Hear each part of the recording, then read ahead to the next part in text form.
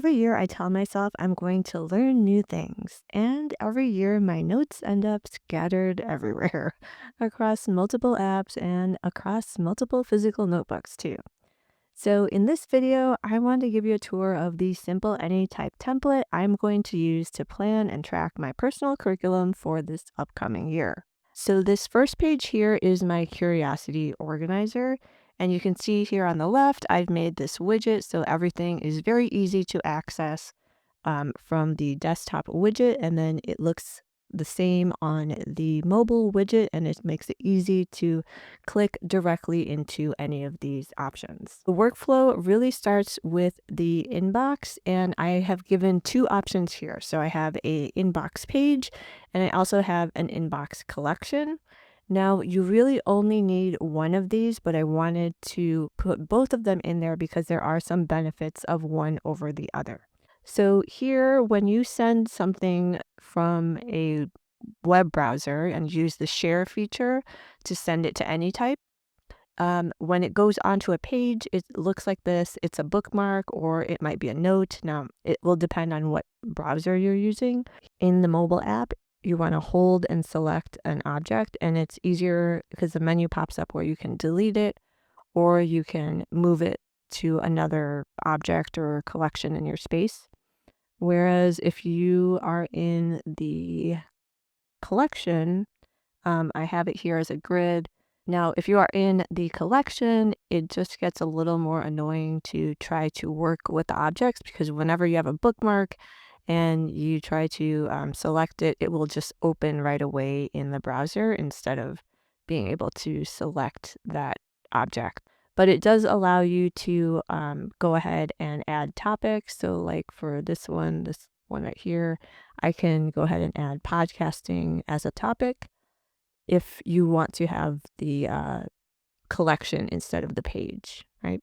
So those are just two different options here for collecting your information on mobile. Okay, so next is my topic list.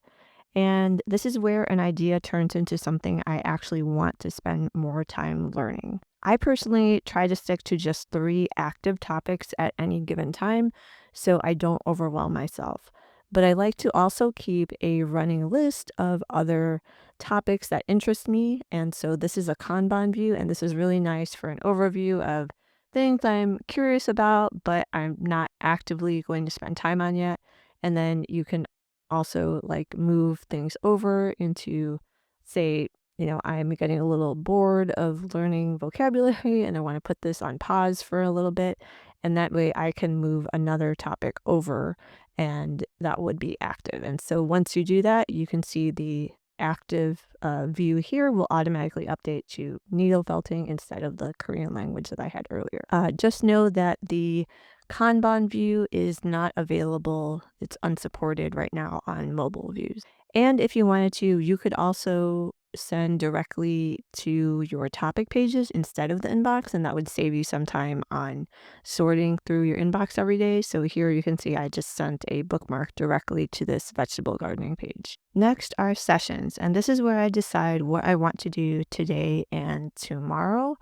Now, I only do 2 days at a time because I also want to limit how overwhelmed I get. So sometimes I would schedule things too far in advance and then I just would never do it. So this helps me just feel more focused. But if you like scheduling in advance, I also put a calendar month view here.